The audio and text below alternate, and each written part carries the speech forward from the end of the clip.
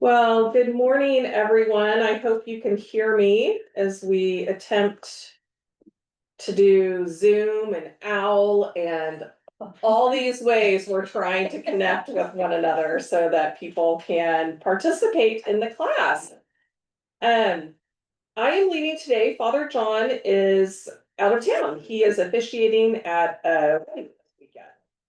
So I will be leading the class. And some of you know this, teaching is not my favorite thing, especially when it comes to history. It's not my strength. And I say that humbly and honestly. So some of you very well might know more than I, but we will go through. I have created a PowerPoint to touch on some of the highlights of the class. And then just as we go along, as we did last week, it's really about discussion and not so much about me lecturing. So I am going to now try to attempt to share my screen. All these things. Can you all see it up on the, okay. Good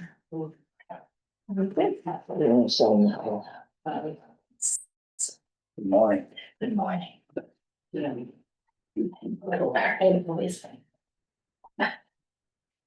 Yes, and for those of you who are in the room, we are passing the red book around.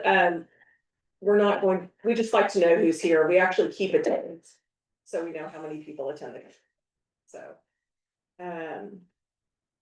how many of you read chapter 2? Do you know that I had to leave class a little early last week, so I'm assuming, I am told that we're talking about chapter 2. So hopefully that's what everyone It's more confusing than good. okay, well. So hopefully we'll get through. I don't know if we'll get through all the topics that were in chapter 2, but basically what was writing in the biblical world like, who wrote the different, who were the writers, and then we go into talking about the different books of the Bible, the Gospels, the letters, the Old Testament, and if we get into it, some about the canons and the Apocrypha. But we'll see how far we get. And the first part of the chapter was talking about writing in the biblical world. Okay, so I think did anything strike you in this chapter? They talked about the idea that writing was far older than Israel. It existed in Mesopotamia and Egypt. Was that surprising to some of you as far as how far back? Maybe that was new, maybe it's not. For those of you who have studied, any takeaway from the first part, writing in the biblical world? To me, I didn't realize it was like over a 1,500-year period that all of that took place. Right. And there were so many different writers and so many different people passing down stories through verbal communication versus writing before it got there, and that there were so many people involved to bring the things together to finally come to some conclusion. Right. And name them. Yeah. Yes, I agree. And it makes me wonder what the original story was, right? Mm-hmm.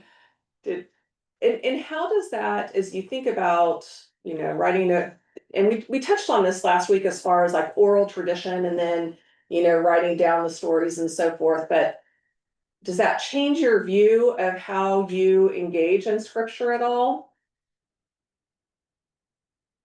Or maybe what you have believed before, as opposed to thinking about this idea more intentionally, about oral tradition and how long it took for the canons to come to be and to be written down. Yes. I mean, I don't take it as literally. I know a lot of people take like word for word what this means, but I mean, if you were just telling me something and I was writing it down, I'd probably use shorthand or use something. So same thing. I wonder what what was really said, and then even just translating from, mouth to pen and then language to language, I'm sure it's probably a lot different than we think. Maybe Yeah. same concepts, but Right. different. Mhm. So I just don't take it as literal word, this is specifically what it says, and this is what we're supposed to do. So Right. Yeah. And I just remember coming up face to face with this lit crit stuff, and I had really read the Bible literally as a child, which was difficult because be ye perfect was what stood out to me. And my father was a perfectionist, so that was very difficult. So I was kind of lost from the get-go, didn't have a chance. And then then I left the whole faith. And then when I came back, it was a very reawakening thing, and I just read the Bible literally. And then later on, in my 40s, I went back to college to get my undergraduate degree, and I majored in religious studies. And I started reading this stuff, and I was being told this stuff, and I get into these big arguments with the professor. And it was very difficult because I felt like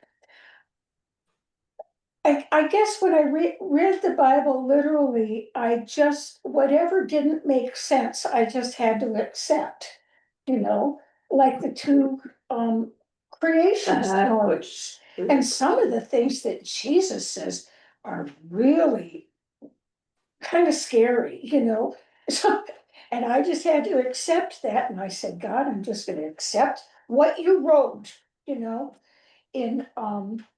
Elizabethan English. Mhm. And to start taking things apart like that, at first it made me extremely angry. And then it was just very scary because it felt like the ground I was standing on just fell.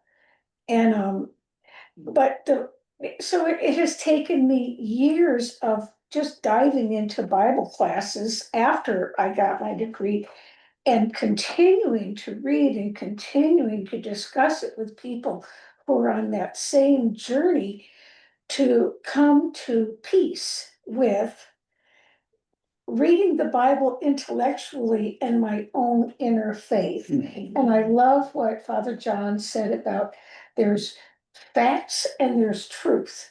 So whether the story of Ruth is factual, there's a lot of truth in it, And it'd be the same thing if I read the Upanishads or the Quran or all the what they call them, all the commentaries that the Jewish people wrote on the Old Testament. I know that human beings wrote it in a particular setting, in a particular time, and a particular mind frame, and yet to read it intelligently is, I just have to read it intelligently, And then things make a whole lot more sense, actually.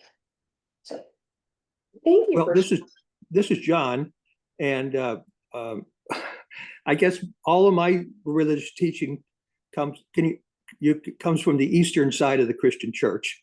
So I look at, you can't take the Bible literally, because when people passed from oral tradition to written tradition, and then it was written from Greek to Roman and so forth and so on, or Greek to Latin, how many people just interpreted those things as they wrote them? Also, what was the educational level of the scribes at that point? So I don't think you can take the Bible literally, because it's a lot of people's interpretation of what occurred. Now, you have to believe what you believe, yes, but to take it as factual and as literal, I can't. That's not my understanding. Yeah, I'd say I do think though, I agree, the word for it, obviously the language, but the fact that this has been, somebody thought to write it down, to copy it, to keep copying it until we were able to print it and protect these papers and the stories. I mean, these people died probably pretty quickly after it was written back then, does kind of lend to its credibility, I guess that does make me think, we save these stories for some reason over the assumptions, so.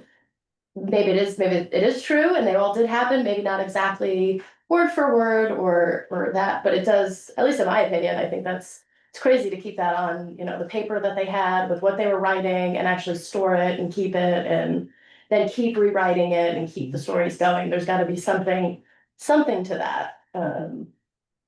So, It was important. yeah, I mean, it's crazy that we kept it that before it could even be actually printed out. And then went on to print it out. Right.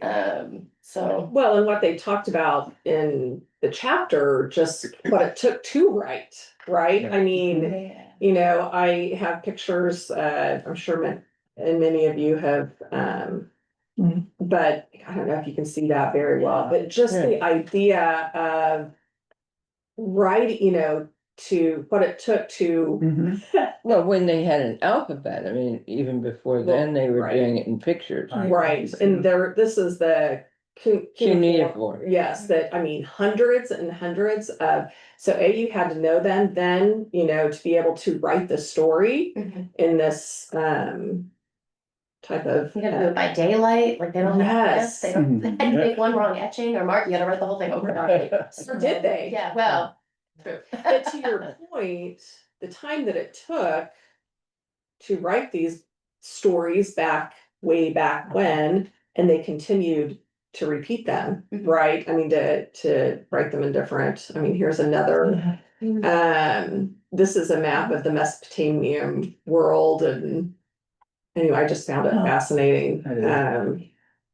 That then eventually the Hebrew alphabet came down to 22 characters from Yeah. hundreds. That was Yeah. interesting. Yeah, I thought that was interesting too. Just leaving out the vowels then. Right, Right. that's right. You can have three vowels that mean you can make into three different words, so. It's just fascinating. The way that, back to your point, the way that the stories kept being written and passed down, yes. Well, there's another aspect to this that I find very intriguing. And that is when they were doing this. The reality is that the majority of the people that were in the Fertile Valley, these tribes, there was no education. Right. So the importance, in my view, is the fact that they chose to make a permanent record. Yeah. Yes, good Because point. it certainly wasn't for distribution. Right. And when you think about the old exercise that we've all been through, where you tell somebody one thing in a circle of 10 and what you get out at the other end, it may be entirely different. Right. And the number of times that this has transitioned from the oral tradition to the cuneiform that you see here, it's it obviously somebody is making, I think God is driving the answer about why was a permanent record made, is that there was some thought, this was some information that was felt could be used in future generations, et cetera, et cetera. Mhm. It's interesting. Wow. Take it for what it's worth. Yeah. Well, and to your point, I don't know how well this is showing up on, it's pretty Yeah. small, but they talked about, and there were libraries and bookstores. Well, what were they really? And who were they accessible to? Right? And to your point, it wasn't the majority of the population. The libraries and bookstores were for the elite. You can read it. And Gene, I'd like to add one thing. If you think about when they have estimated that these tablets and papyrus Mhm. records were made. And today, a lot of time has passed. Our fascination with that and new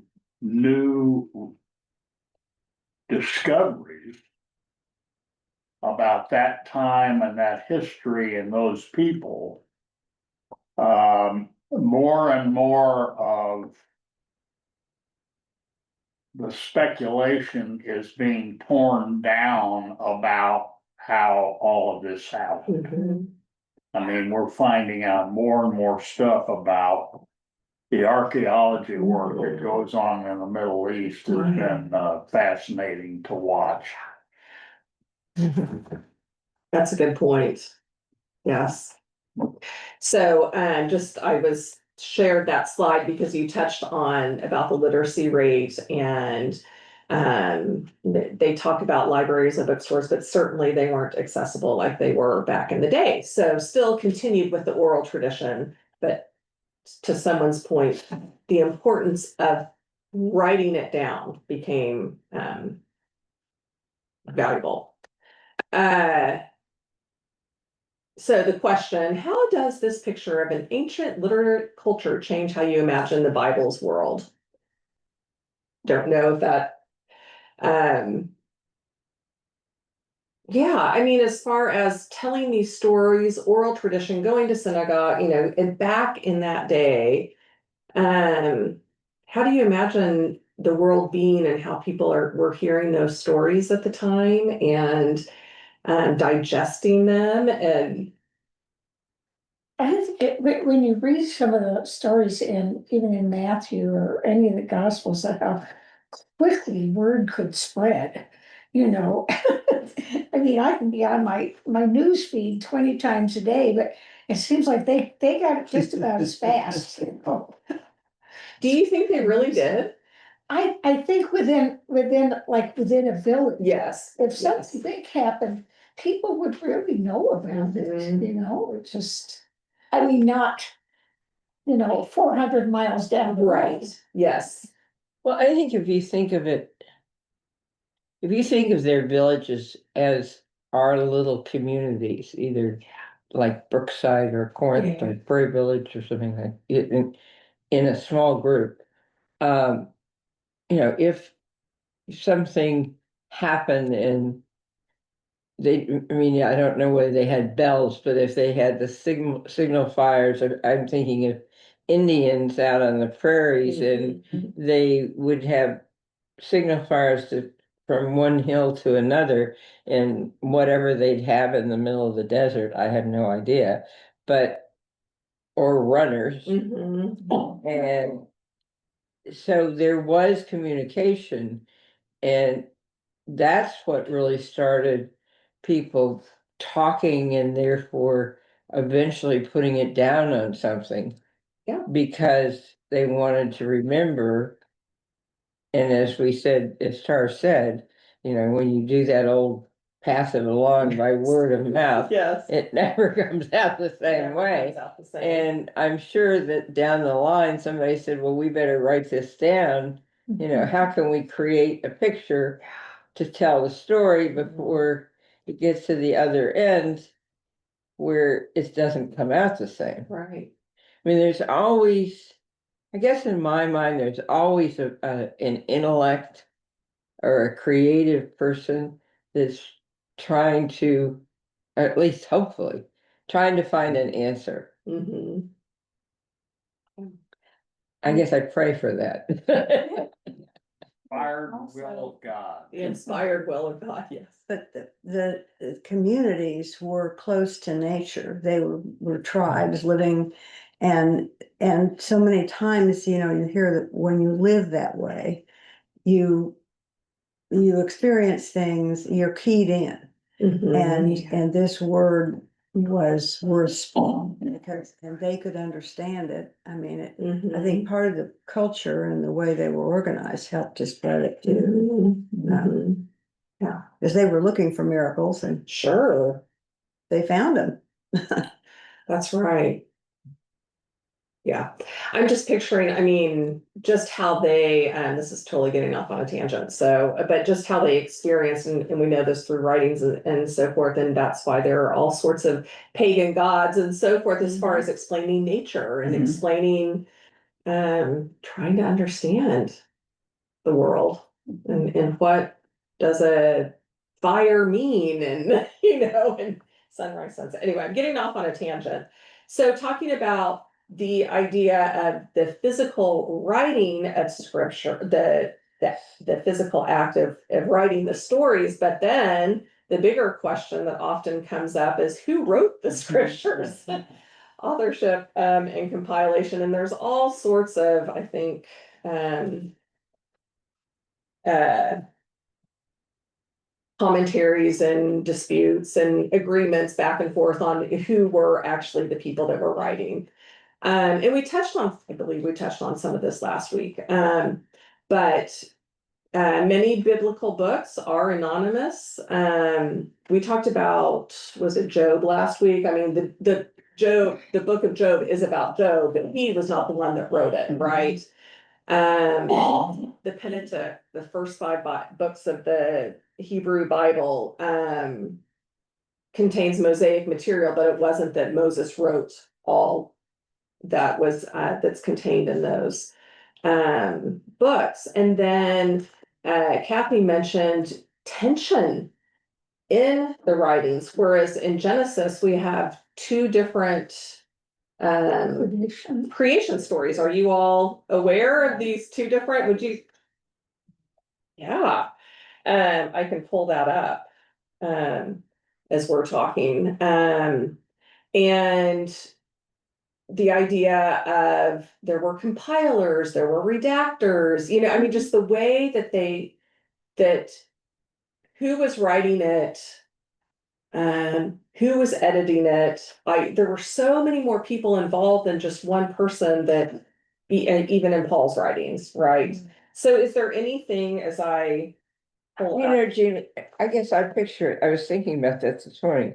I always read Richard Rohr's meditations every day. Mhm. And, I can imagine him and his editors throwing all these out on the table and Oh. saying, okay, how are we gonna put this all together? And that's sort of how I picture Yes. the Bible when they finally decided that they would put it together. They had Mhm. all these stories, all these little books of papyrus or whatever. And just they laid them out on the ground or a table, and they said, well, now let's pick this one from here and this one from here. And, let's just put them all out and let's see if this makes a sequence. And, whenever century that was, Right. it was sometime in the first probably four that they started doing that as far as the Christian Bible is concerned. And, the Jews have done it for years. Right. That they sort of say, well, I don't like this, we'll put that aside and Mhm. we'll put this together. So it's just a group of people like us sitting around a That's table, right. Yes. just grabbing at different Yes. small pamphlets saying, well, this should be here and this should be there. Right. No. I don't suppose they argued at all. That's Oh, right. I'm sure they did. Discussed. That's right. Yeah, other thoughts about, I'm pulling up the two different. In Genesis 1, it's about the creation, right? Day one, and God said it was good. In Genesis 2, it's about Adam and Eve creating Oh, yeah. okay. So there's the two different stories. Yes, I never thought of them being two different. And if you look at the details are different in some Mhm. places.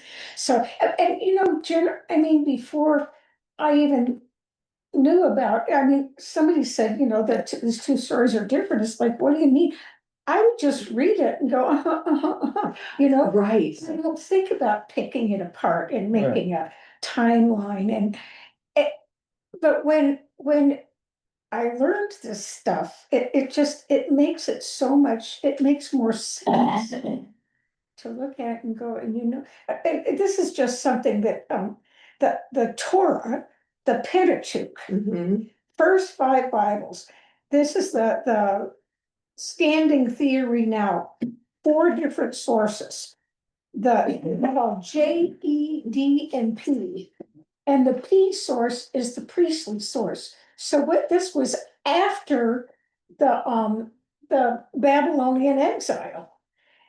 And so they restated some of these things to raise up the priestly class, the authority of the priestly class. Well, if you look at that, then things start to make, well, this is why they said that, because it doesn't really jive with that. Did God change? Well, no, but the culture changed that's telling us about it. Anyway, that's where my brain goes. Yes, were you all aware of what Kathy just talked about, the different authorships? And I can never keep, I mean, honestly, I tried to pull, I mean, I have notes on it because I can never even keep it straight, yes. But this idea of who the different authors were, and they are labeled. And so the idea of P being the priestly class, right, and what that raises up, when you, does that strike, like, how do you think about that? Like the idea of, I liked what you said as far as, is God changing? No, right? The culture. The culture is changing how they see God and how they experience God, which does make it kind of wishy-washy. But I think at the back of it, God is God, whatever that means to you. Mhm. Yeah. Well, the reality is you have to start somewhere. Yes. That's right. If you are going to tell a story. And it's interesting how, from a historical point of view, if you're talking about timeline, they got all that stuff right. That's inspiration as far as I'm concerned. Mhm. That didn't come from some smart guy who said, let's do this. I think underneath all this is God wanted this to happen.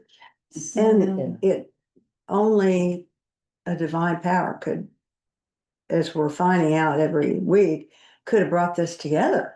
And so we just have to feel like in all of the imperfection or all the fits and starts that there was something big behind it and made it happen. Otherwise, I don't see how it could have happened. I agree. Well, and wanted it to happen in different locations Mhm. because each story is so similar, but we know that it happened in or was created in completely different locations. So, there had to be some power that was making people feel that they should write a story that in the end they were all so similar that they could all be put together and people believing in one God rather than a God for each Right. thing.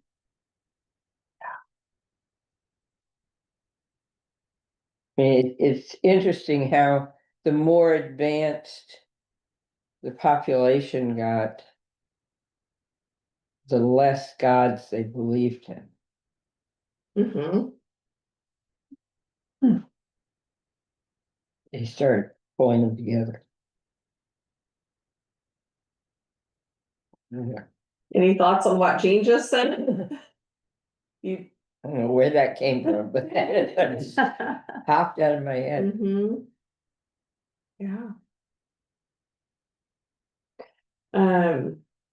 Yeah, I thought just in this particular section of the chapter, how they ended it, I was also talking about Anne Frank's. Anne diary. Frank's Were you diary. aware that I was No. not aware I've been there. that there were different Different. Different versions. editions, of the different story. versions. Yeah. Yeah. That, so a good example of a modern day example of how the Bible, writing of the Bible and who wrote it, and then who originally wrote it, and how that changes depending on who's getting the next edition. I think that was wrong to do though, because that was her experience, Yes. not their experience. Yes. I mean, and she probably wrote it from her heart, Mhm. probably wrote it under fear, under sadness. So why would you change her words? I thought that was not Well, fair. apparently she Well, rewrote. if and my, edited it. my understanding about Anne Frank's writings, and correct me if I'm wrong, it was compiled after her death. And Yeah. so it was people's interpretation of her works. She may not have been literal as some people. Maybe she used different phrases that didn't mean things to all people. So I think that's why you have different versions who interpreted her writings at that point. Was she a skilled writer? We don't know that. What level of education did she have? I'm not sure anyone knows, but you're right. She did it in fear. She did it in anger. She did it in so many different emotional ways. I thought, wasn't it her father too? That was the one that compiled it first Mhm. after her death, so it does make me wonder.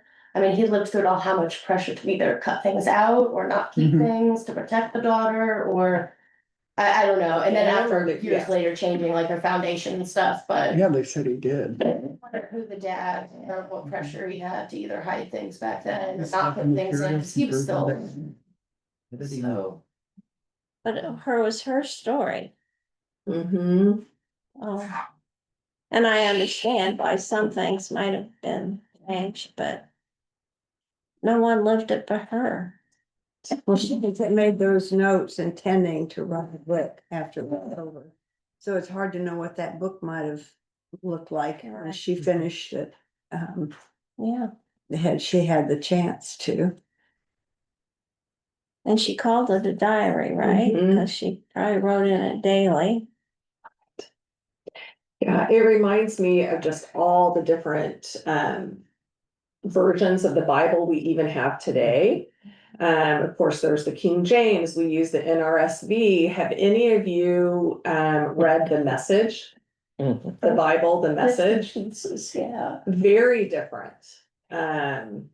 It's great. I mean, but it's a modern edition, modern language, very modern.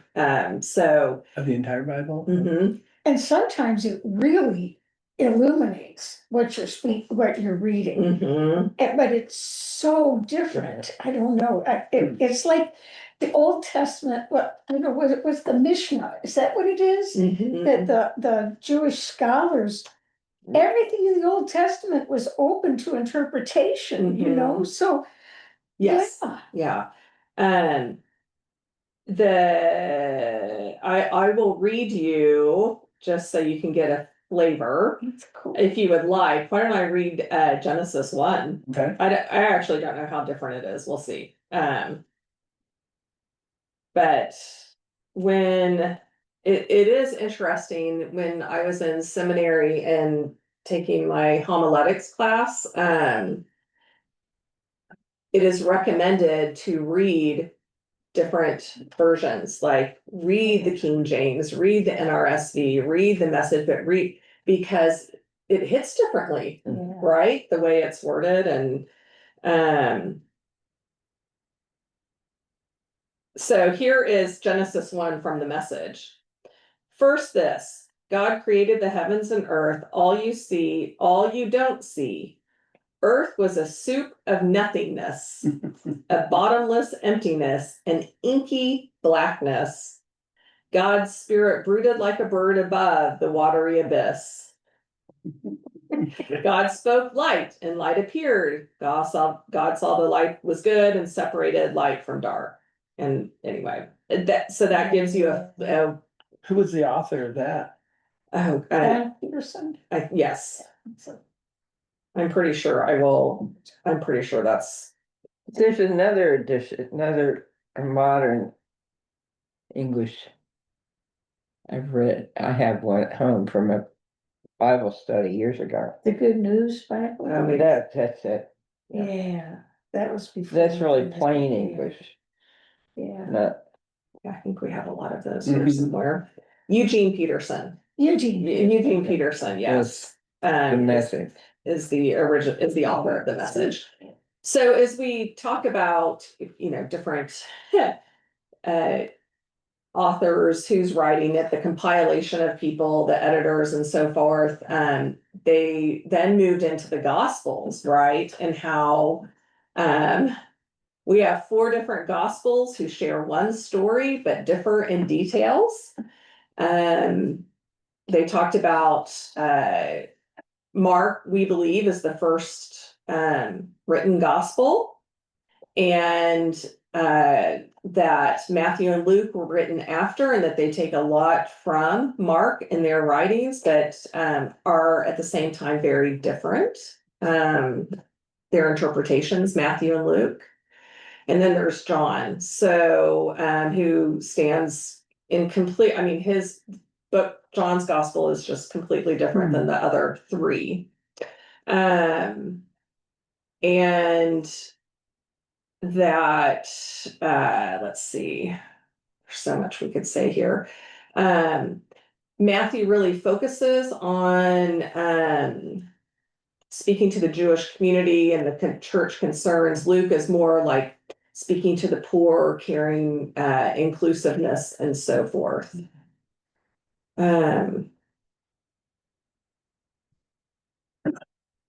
Synoptic Gospels, I think we talked about that last week. Basically being the same or seen together, which is Matthew, Mark, and Luke. And then John is not part of the Synoptic Gospels. And then there's Q, who is a writing source, right? And yeah, this is like so much. But basically a hypothetical collection of Jesus's sayings shared by Matthew and Luke, but absent from Mark, is the thought behind Q. Scholars propose Q to explain why Matthew and Mark share, that says about 250 verses of nearly identical material that's not found in Mark, and examples of Q's writing and sayings found in the Lord's Prayer, the Beatitudes, the temptation. Could the writer have been the same? Maybe. That would be Right. a good reason that he'd just go ahead and quote the same thing he'd done for one. He was taking different stories, and Right. he knew that the subject matter was the same. Why not just quote it? Right. Yeah. Kathy, you're looking at something. What are you? Just looking at the dates of when they were written, and so Mark was between 65 and 70. Well, the common era. Yes. Yeah, and the temple was destroyed in 70, right? Mhm. So that has some kind of significance, if that was written before the temple was destroyed. Matthew and Luke were 80 to 85. Mhm. So this is 50 years after the crucifixion. Right. And John, 90 to 95. Mhm. Yeah. The dates can vary depending on the scholar. There you go. Yes. Yeah. Yes. So they But- would all have kind of a different focus. The men themselves would have all been deceased. Right. Depending, Maybe. not Well- necessarily. Unless they were very young Right. Right. at the crucifixion. Mhm. You might- Right. I would say. They might have been. It could have been 20, I suppose. Um. He died in 90. And they are, the four gospels really are, and Mark is very short and there's an urgency in his writing and. The other two are longer and like I said, share the sources of Q. Again, this is talking about Q related to Matthew and Luke, and I have already just mentioned all of this, like scholars thinking about what might have been included in Q's writings, which are things like the Beatitudes, the Lord's Prayer, and so forth. Q did not have a passion story. And so that's why Mark's passion narrative was essential. And I wanted to. So as we go through, I do want to do a little activity when we look at comparing the different writings between Matthew and Luke. But any other thoughts about the four different gospels, this other source Q that, comes into play, and anything strike you in that part of the chapter? When you think of, Father John mentioned this last week, all the other gospels, the Gospel of Thomas and I haven't read any of them, but apparently some of them are really far out and then they found the Dead Sea Scrolls, Yes. with the Essenes and do we know the whole story? It just. Well, and it goes back to what Tars was saying, that just how we continue to improve just archaeological digs and how we're finding more and more. I mean, what are they gonna find 50, 100 years from now, 1,000 years from now? The story continues. Well, It and was stays there the a same, gospel of but Mary and the women? I mean, we know nothing about yeah. that side of the story. Do you think we'll ever find anything about that side of the story? Well, probably not. I don't know. I mean, yeah. They were all busy cooking. Yes. Right. I mean, right. You had to just survive day, Right. right? Somebody had to Grind them. Right. yes. That's right. But I think it's always interesting when you have the stories.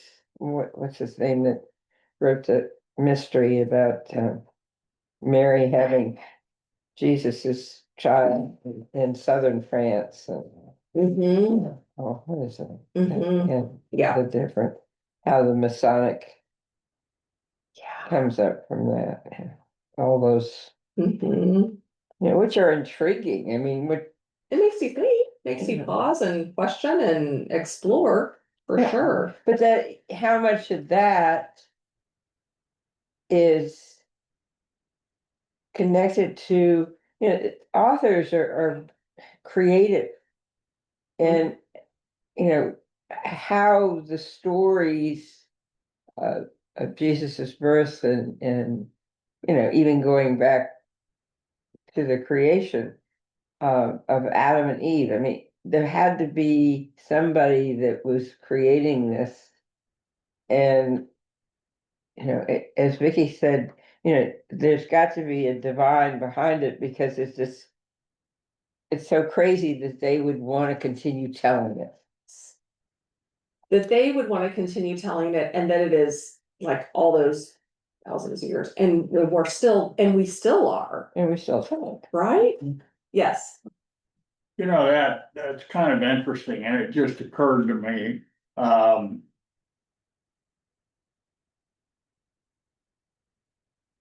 probably one of the foremost experts on AI is the fellow that is the present head of Microsoft, Nardella. And when you think about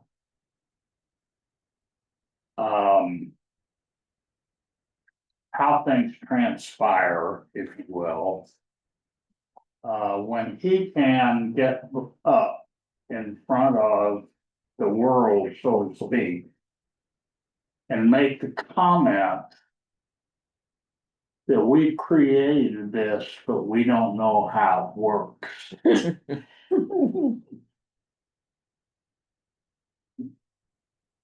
What about the inspired word and idea from God? Mhm. Mhm, Yeah. mhm. It's hard to argue, in my view. Um, it came from somewhere. Right. Well, could it just be as simple as these men wrote out what they felt was important out of Jesus' life? And so it's all someone, the birth was, I mean, Right. and Sure. it just simplistic, that was from their viewpoint and what they felt was important. Mm-hmm. Sure. I mean, And I'm Right. sure the Holy Spirit was with all of them Yes. as well. Otherwise, it wouldn't be so inspirational. That's true.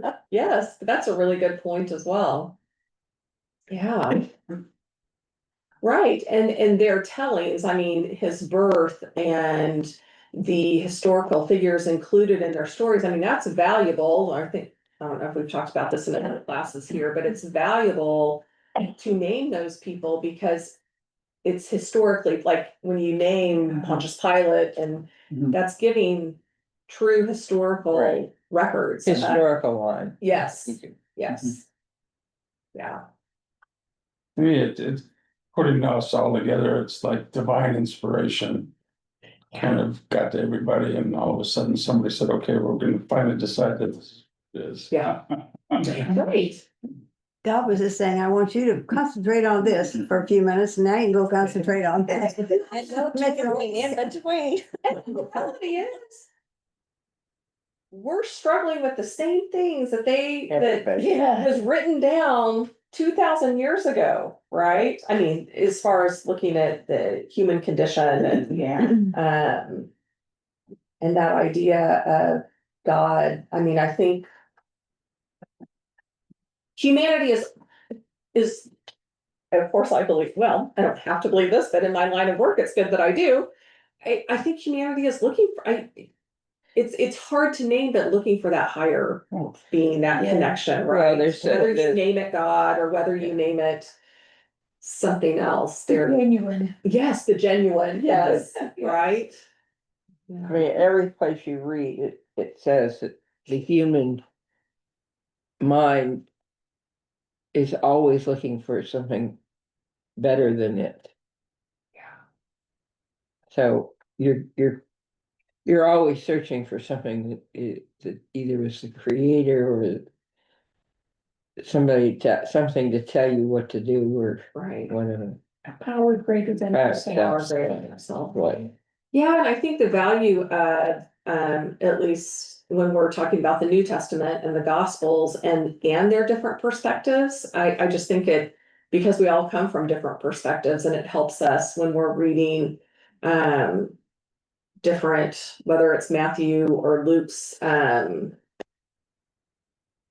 want to say rendition, that is not what I'm trying to say, right, version.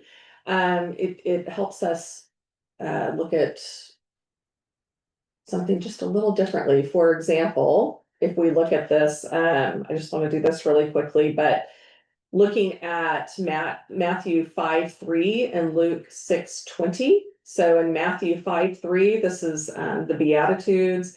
Blessed are the poor in spirit, for theirs is the kingdom of heaven. And Luke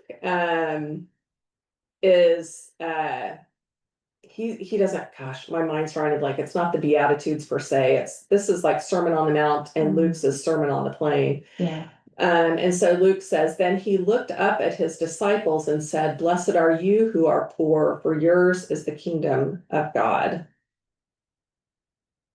So I'm just curious, Yeah. where are the differences you see? And how does that speak to you? Poor in spirit and poor in mind. Yeah. Yeah, Luke is just saying individually, he's looking at the person and saying, Mhm. blessed are you who are poor, mhm, where blessed are the poor. So he was in Matthew, he's looking at the whole crowd. mhm, thousands of people that are there that are, So, but in both cases, they end the same way in saying, yours is the kingdom of heaven or God's kingdom. Mhm. Yeah. Well, poor in spirit and being poor are two entirely different things. Yes, Mhm. yes. Yeah, Good point. but one and the same. Mhm. Well, in one of the gospels, they're blessings, and in another gospel, they're curses. Back to your research. Yeah, I'll be curious to hear what, Yeah. where you And were. hey, this is John, and how do you define poor? Is it Yeah. poor economically? Is it poor in spirit? Is it Yeah. poor in education? Is it, we interpret poor as being not with wealth oftentimes. So, but Yeah. many of us have been poor in spirit, and we still have access to the Yeah. kingdom. Right. Right. Matthew names that, like Sandy said, Matthew names it very specifically, poor in spirit, and Luke leaves it open for interpretation. Blessed are you who are poor. Okay, well, John, like you said, what does that mean? Yeah. This might be like a simplified way of looking at it, but it makes me think of like when I used to write papers for high school. One's written first. You want to write the same thing, but you can't plagiarize it, so you got to change it a little Yeah. bit to make it sound like yours. So that's what when I see that, just kind of the order they're written. I mean, obviously we all knew the main highlights, and you want to have it in yours because it's the big point.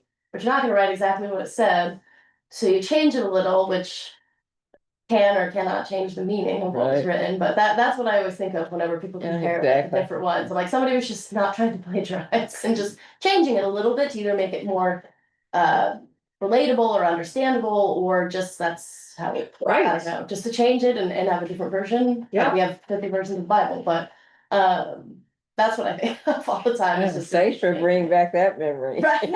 Well, no, nothing Can't plagiarize, so. right? Mark came first, and from Mark, Matthew and Luke were written, and so they're changing, Yeah. adding their own wanna have voice. Yeah, you want to have Right, points, their own but not style copy. of writing. Can't plagiarize. Yes, that's a really good point. And I don't know if that's what it is, but that's what I think. That's, I mean, I've written many papers where I'm like, oh, I gotta have this in here, but let's Oh, yeah. change 2 words and throw a Right. sentence in. It's original, so you don't have to cite it. So, yeah. We remember many hours at the library trying to figure out, wishing that the day that I'd had computers back Oh, I know now 80 years ago. AI will take care of that for you. Exactly. Push a button and AI said redoes it. they'll redo the thing. yeah, Make it you sound gotta better, make sure AI has the right information. Oh, yeah. We have 5 minutes left, and I have to end promptly at 11:30 because I'm leading the noon Eucharist, so I need to go get ready for that. That other parts that we did not get to were the letters. And I can also send, well, the letters, the Old Testament and so forth. So there's a few things we have not gotten to that I can send notes to you, if you would like. From those two, because we're not gonna be able to get to both, whether it's the letters or the writings in the Old Testament. Anything in particular that stood out to you that you wanted to raise, or questions you had about either? This book's difficult for me to read, kind of. So I had Warren read the chapter, and he made a little synopsis of it for me, which was helpful, but I find him a little hard to read. I don't think I'm a stupid person, but Yeah, thank you for sharing that. Anyone else? If you've been following along, if you've been reading, how has the reading been? Has it been interesting, challenging, just right? challenging is a good word. I had to pay attention. It wasn't one that I could, like the last book that we had, was a little easy to read. I had to actually pay attention to what I was reading. Okay. So it was a little denser. I'm gonna reread the lesson that we just finished with my Bible. One here. and Yes. one there. It's a great idea. Mhm. Because I think there are some of the things that he discusses or the points that he makes are a little bit confusing. Mhm. And so I decided that, I guess this morning, when I finally read I read the conclusion, I read everything like that, and I thought, the best thing you can do for yourself is just sit down, because we have 2 weeks before we meet again. Mhm. So I would give 1 week at least to rereading it and reading it also with my Bible. Well, that's a really good point. Good idea.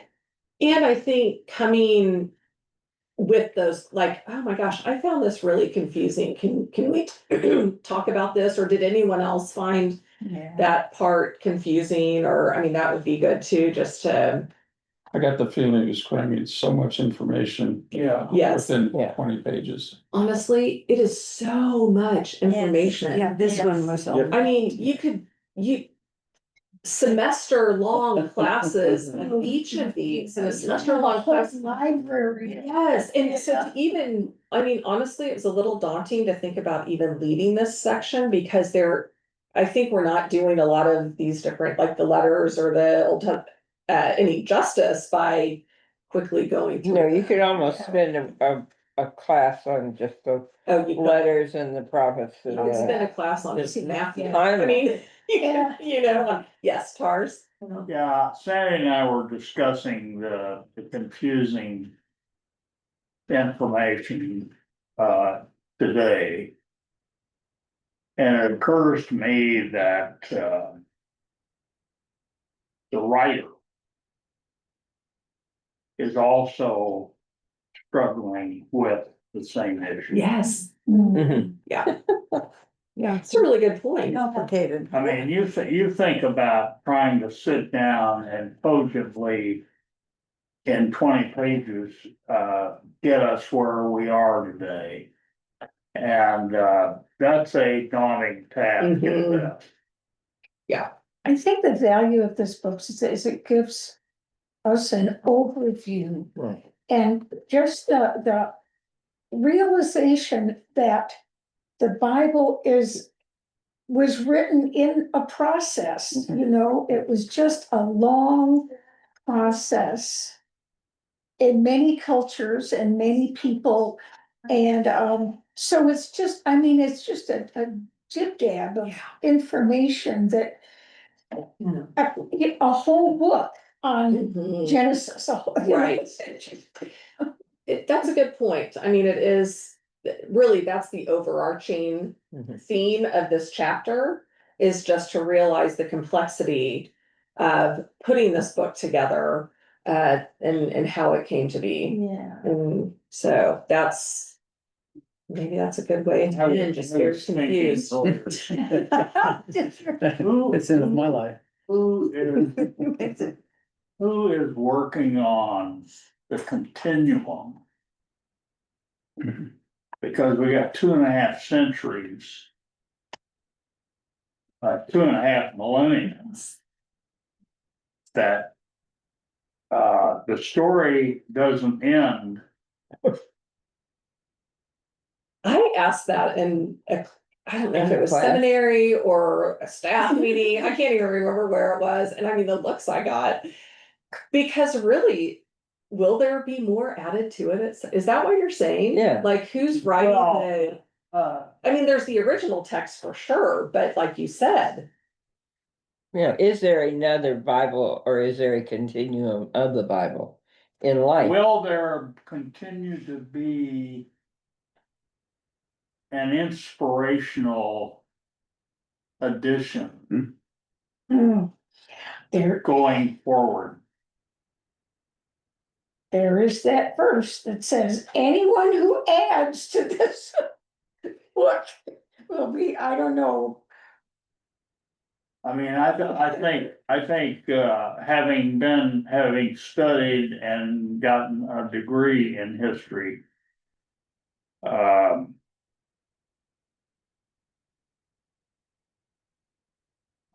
We continue to repeat. Yes. Mhm. Oh, yeah. Plays out every And day. is it to your point, anyone that adds it, when I heard you just say that, it's not so much adding to the gospel as it was written, as they're Yeah. telling this life of Jesus. It would be more like the Old Testament, but the New Testament. Right. Does that make sense? Like, okay, Yeah, before Jesus came after And Jesus. And everything. I mean, that's what some of the letters are, Right. right? I get that, but like, okay, I'm probably gonna, be sorry, Time yeah, but after- I do think it's an interesting, something to. life something to after wrestle with. Jesus. Will there be some inspired writers that come along and? We have I a have- very hard time agreeing on who is worthy to be put into it. I feel Well, like- they did in the original. There weren't as many people, as many opinions. I feel like they weren't now, if this was like a big meeting of everybody of who to put it in. Yeah, but they'd only have a select number of people there. Yes. I mean, True. they had, when the canons were formed, it wasn't every single person. They had a group that was. Who would they be Yeah. though? Well, would you have to, Yeah, they were, that's what I mean, they'd be Yeah. today. would you Yeah. have to be identified as a prophet or as a, Right. I mean, Down the rabbit hole. these folks have. Bible. We don't name no saints, it's. Look at who's the Mormons, there's the Mormons. I have a friend who swears by the book of Urantia that she says expands on the knowledge of the Bible. She's a good Presbyterian, and I'm like, What do you she think? keeps saying, have you read the book of Urantia? And I'm like, You all Never heard of book it. Atlantis? You sent it. Yeah, really, Is it- I know. Yes. So, I mean, you can get it I mean, online. how do you spell Urantia? No, I mean, I You Googled are it. read a book like that. Urantia. And I think it has something to do Lauren with how said your it's the space Mormon goes. Bible. Yeah, see, there's the Mormon Oh. Bible, yeah. All right, well, thank you all. See you, in 2 weeks. I don't know what Father John, I'm sure we'll read chapter 3, but I don't know if we're expected to read 2 chapters. We will send it out and let you know. Okay, thanks, folks. Really enjoyed it. Bye.